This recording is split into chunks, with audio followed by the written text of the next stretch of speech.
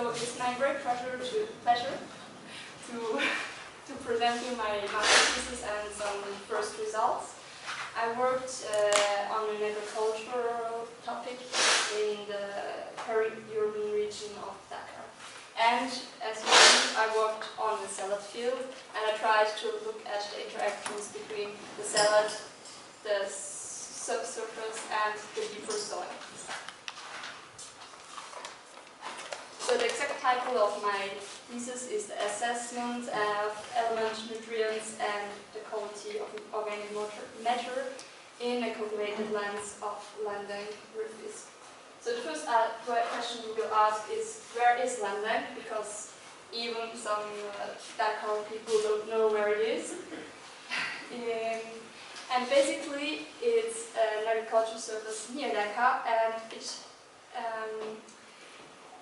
it was created by an accident. In the year 70, there have been a pipeline which was broken, and so water spilled out, and the people saw that the soil is really fertile if it's irrigated. So more and more people started to irrigate the land and to do agricultural practice on it. Till the year 2000, the surface was growing to an extent of 57 hectares, and then the urbanization took over some lands, and now the surface is emission. To situate it a bit better, so this is the peninsula you saw so much this morning, and here is the city of Rufisque, which have about 160,000 inhabitants, and just nearby is the agriculture area of Lendeng. Here you see it in red. And what is also interesting, here is the city of Rufisque, and here is a cement factory, which indicates us some properties of geology. You see here Rufisque as well. It is some kind of isolated place in terms of geology. You have sandy banks in the north, where also Anne worked on. You have also in the east sandy banks, and only here you have some marvelous banks. And especially on my fields there was marl limestone, so rich in clay and in calcium, which is very special for this region.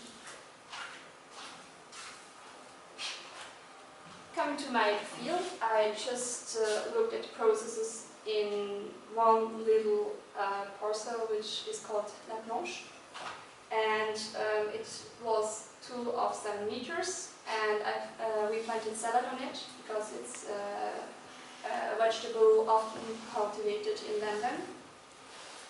It took 7 weeks to grow, and it was irrigated by drinking water because the groundwater is far too deep in the soil, about 14 to 36 meters deep.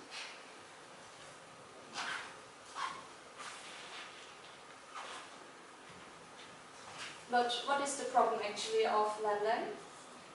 It's a peri-urban agriculture field, so we have to deal with different challenges which were already presented this morning. So urbanization is the first issue. At the top of this presentation you see this road which just splits the field of Lendeng in two, and it was built in 2012. And so it's a hard sign of urbanization on these lands. And here you see also the district just nearby. Irrigation is another problem. Nearly 20% of the surface are irrigated all the time, and it is drinking water, so the price is really high, and there are also water shortages. If there is not enough water, the population of Dakar is terrorized in spite of the farmers, and so they have sometimes several days where they can't irrigate their fields. And last but not least, food security is another issue we should talk about if we are talking about peri-urban agriculture. And also already did say the essentials, like that water, urban near agriculture is less expensive and gives a solution perhaps to work difficulties. And despite the fact that the most malnutrition is occurring in the south and in the east, we also find some cases of malnutrition near city centers. So what did I do in this whole context? I just looked at one tiny salad field on a big agricultural field, and I tried to look in detail what is really happening in the soil and the interaction with the irrigation and fertilizer. So the first objective was to look at changes in the pathological profile, and in a more detailed view I took the soil solution and I looked at it in 3 different depths as well as in time. So I took 5 kinds of samples. I did a soil profile at the beginning of the salad cultivation and another at the end of the cultivation. I also took the salad leaves to look if the nitrogen is enriched in these leaves. Unfortunately, it didn't really work out. But yes, fortunately, you can do everything. And then here is also the soil solution I took with porous cups, and I also took the horse manure they applied on the field as well as the irrigation water. Here you see it a little bit more detailed and also in which interval I took the samples, because there are some punctual sampling and also some more routinized sampling, like the porous cups I took once a week, and the soil pit I took only twice. And I also took some soil off the surface once a week to look at the changes in surface, because it's in agricultural system it really changes quickly. Perhaps you don't know what are porous cups, so I just put one figure on it. Mainly they are cubes with a ceramic cup on the bottom, and we can put it into under pressure, and so the water will go inside here, and so you can collect the soil solution. I did triplicates on 3 depths, 20, 40 and 70 centimeters. So what did I observe in terms of soil change? Unfortunately, I didn't saw much change in time, but nevertheless I saw a lot of interesting soil process within this layer. Because here you see at nearly 1 meter you already have the bedrock, which is marl and limestone, and there is some water infiltration, but it stays a little bit blocked in this area. So I determined the different horizon, and I tried to figure out what is the soil process. Therefore I did granulometric analysis, so to see the clay, sand and silt content of the soil. And you have the upper horizon here, so here's the salad, and here is the deeper horizon. And you see, in terms of granulometry, there is not much change. Here is an outlier which doesn't occur in other analyses, so we just pick it up.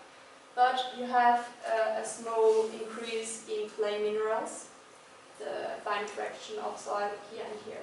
Sorry, I just forgot. This one is the first profile at the beginning of the culture, and this one is at the end of soil cultivation. So here we just see some little tendencies here, trends here. Then in terms of mineralogy, it's more interesting. You have the phyllosilicate quartz, calcite, and a little bit of goethite. Here also, this is the profile of the beginning, this is the profile of the end. Some little changes are observable. Just here we have also some kind of change. We have more dolomite in it. And also here we find some more, calcite in here, and here we also find a lot more calcite. The quartz is coming essentially from the sandy part, whereas the calcite is perhaps coming from the upper layer or is coming from the bedrock. So we can distinguish two lithological ruptures, the first at horizon 3 and the second at horizon 4 and 5. If you look at the fine fraction of mineralogy, which is just basically the clay fraction, you also see bigger development, essentially here, and here. Here it's just the same, the two of them.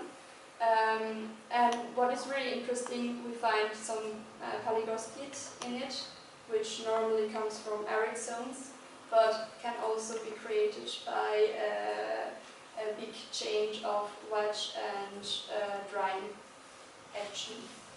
But it has to have magnesium as well as quartz in the soils. And polygostite is particularly interesting for agriculture because it's clay that captures very well the ions which are essential for plant nutrition. So as a conclusion, we can see a lithological rupture here, a second, and a third here. So if we look at the more chemical component of our soil, I see you smiling as a chemist. It must be fine. So this is the circle of correlations. So if the two of them are nearby, that means the correlation is high and positive. If it's on the opposite, it means there is a negative correlation. So the parameters are linked but negatively together. And the first result, which is some kind of normal, is that acids elements and also alkyne elements are opposed. So here are the limestones and parameters linked to limestone, whereas here there is silicate and aluminium, which are acid elements. More interesting is this antagonistic layers. And on one hand we have magnesium, and on the other hand we have nutrient elements like sodium, potassium, phosphorus, and sulfur. And also organic matter. You don't see it very good, but it is here.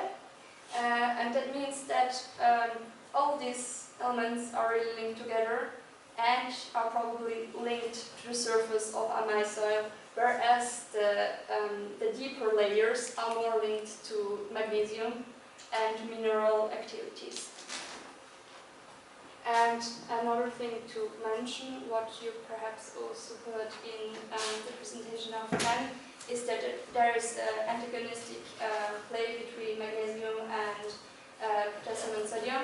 That means that potassium and sodium can replace the place of magnesium. So if I will put all these results together, I will find an upper surface really impacted by agriculture.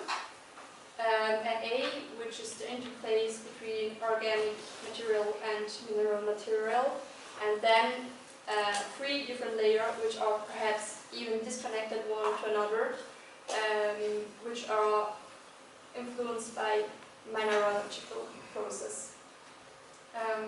Yes, this upper layer is more sandy, so we can assume that the sand is coming from the north or the east of the place where there are a lot of sand dunes, and there are also a lot of wind who can put the sand on it.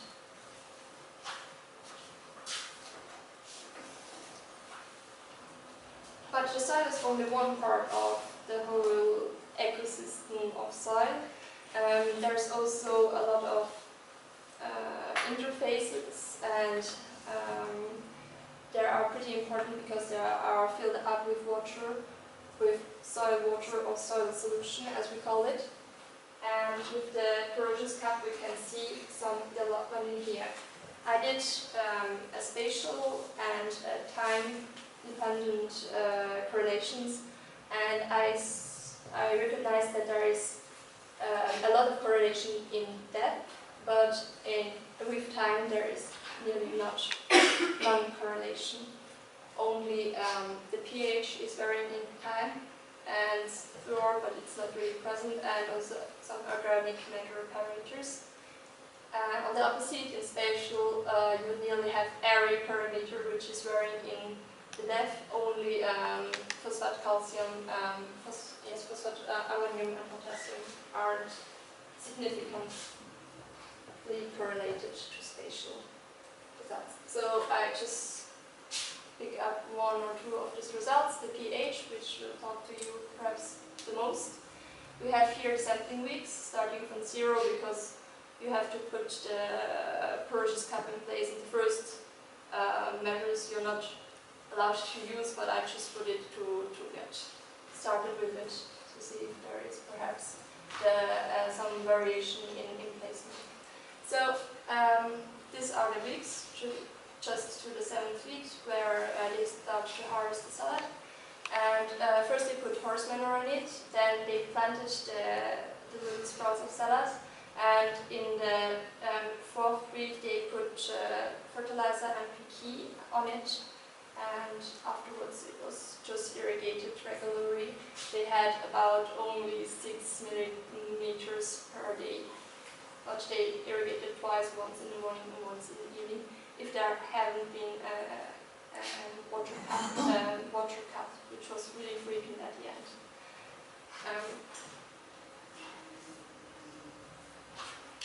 So you can observe that the porous cup at 20 and 40 centimeters deep is showing similar tendencies. Only here you have a higher pH within the 40 centimeters, but otherwise it's just quite the same. On the other hand, which is really interesting, the deeper porous cup is completely disconnected and has a deeper pH. We will look at some possible reasons. In terms of organic matter, which is also pretty interesting for agricultural practices, here you see the dissolved organic carbon. There is little change and also little variation in time, so there is not really much to see, but I thought it was also interesting to notice. The most impressive thing I thought, what I find, was the high chloride and sulfate concentration within the soil solution, because I remember these fields are irrigated by tap water, which has just about 40 milligrams of sulfate, and here we found just 600. So the concentration is so high. And the same in chloride. And what we also see is that the development is really connected between these two elements, and also that the deeper layer of 70 centimeters here in clear blue is completely is higher nearly all the times than the further the undergoing porous cups. The explanation of it is evaporation. We first thought perhaps there was an enrichment because of the organic matter, but chloride isn't really inorganic matter, so because they are really following cell development, it means that there must be the evaporation, which is the cause on sulfate and chloride. And this also explains the pH, which is really down in the deeper layers. Then we also looked at the sodium, which is not really linked with deep and neither time, but which shows pretty high values as well. And so I calculated the sodium, first I wanted to explain you a bit further how the salinization process is acting on organic matter and clay minerals.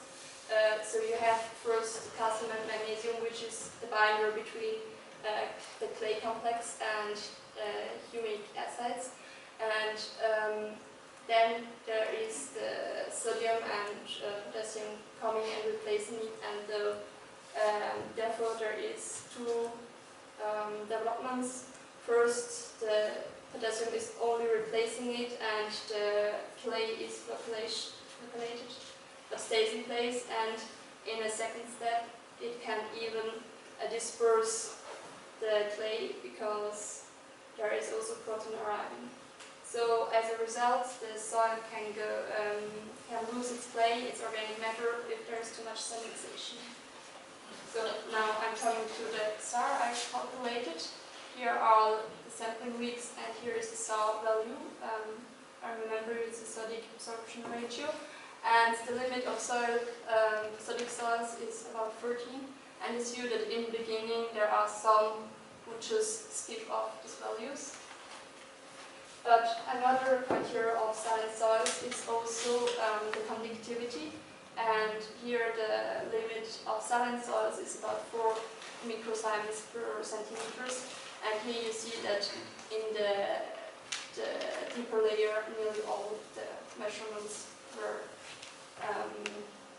bypassed. And also in the upper layer, it's just really nearby.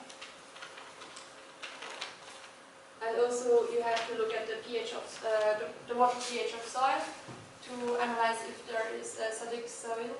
And here you see that in the end there are some signs of salinification of the soil. So if I do a conclusion of these results, we see that the soil is really complex and contains some fertile elements. But on the other hand, the soil solution is showing us signs of acidification, which could cause problems to the farmers in Lendeng. Unfortunately, there is no development in with time, and therefore one of the perspectives of this work would be to do the research